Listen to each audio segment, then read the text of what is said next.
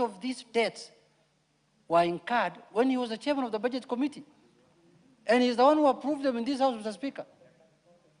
Mr. Speaker, I was listening on my way to Parliament that he's saying that he was complaining initially. First, you don't come with the lecture hall notes to Parliament.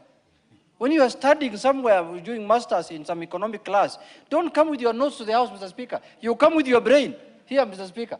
You can't carry. Standing orders prohibits people from reading from notes, Mr. Speaker.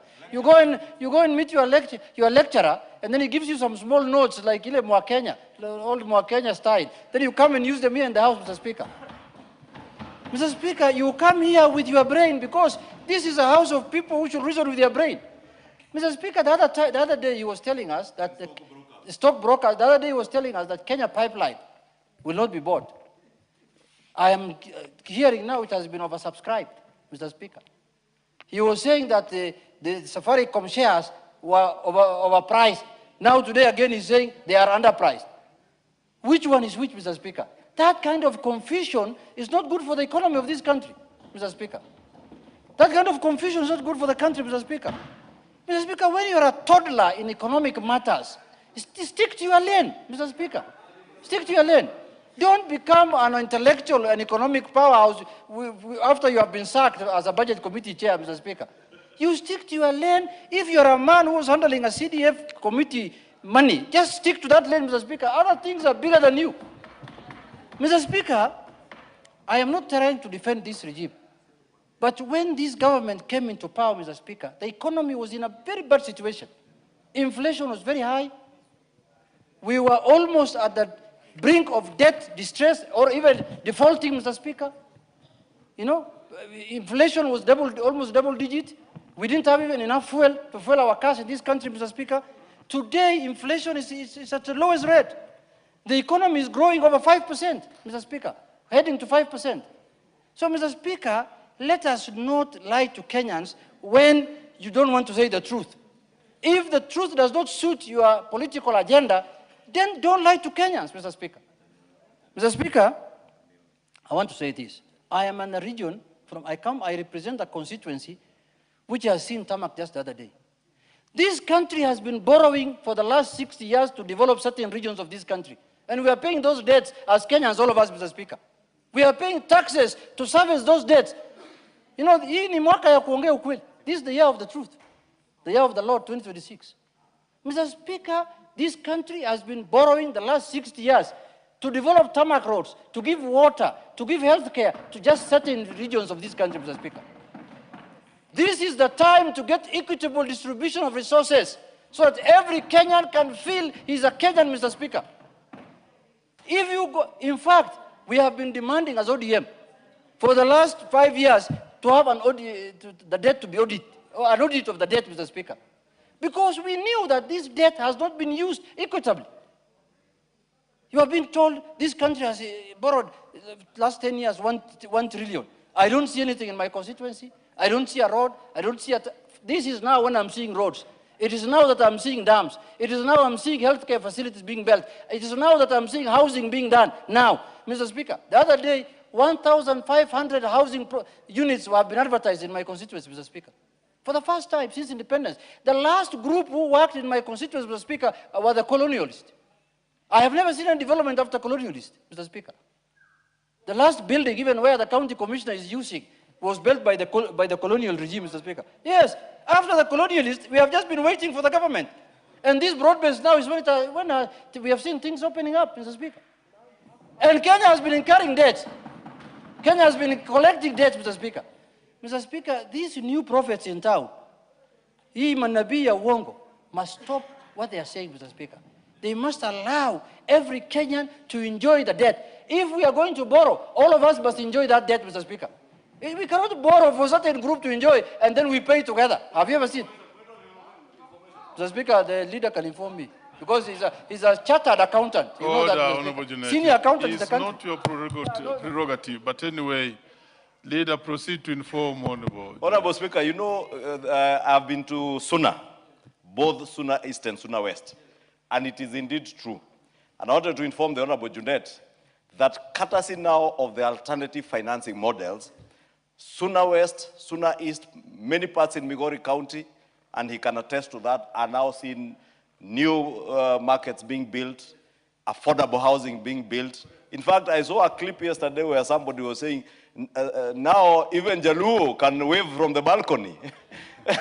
Those guys who patronize Bunga la Mwananchi. But more importantly, Honorable Speaker, what Junet is saying is that debt is not criminal to borrow. Honorable Speaker, you know there are people who have been pontificating here as if this is the first time we are borrowing. What happened, Honorable Speaker, is that in the last regime, debt was not managed. Our public debt was not managed.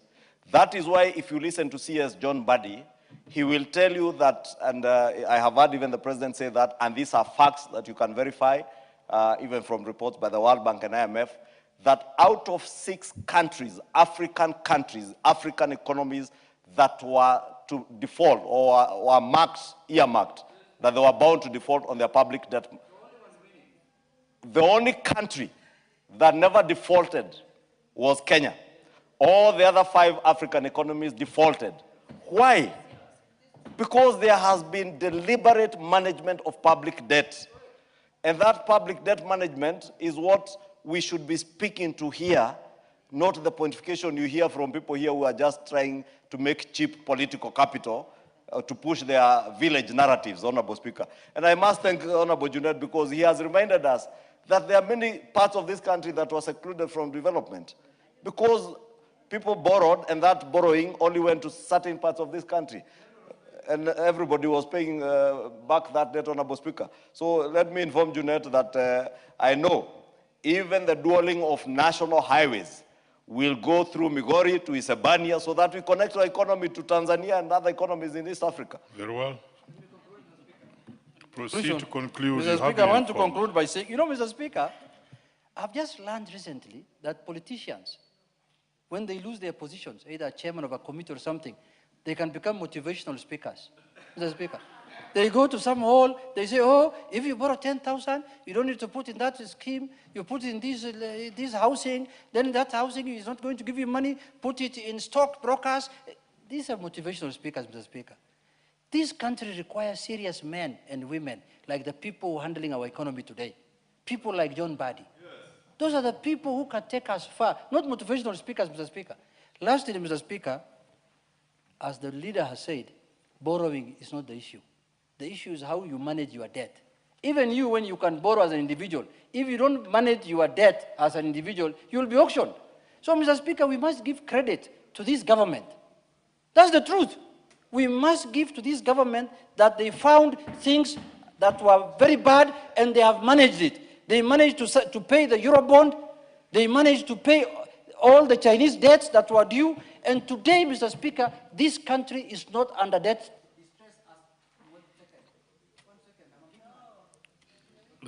Honorable Junet, you have done very well. Add him 1 minute, he's a leader.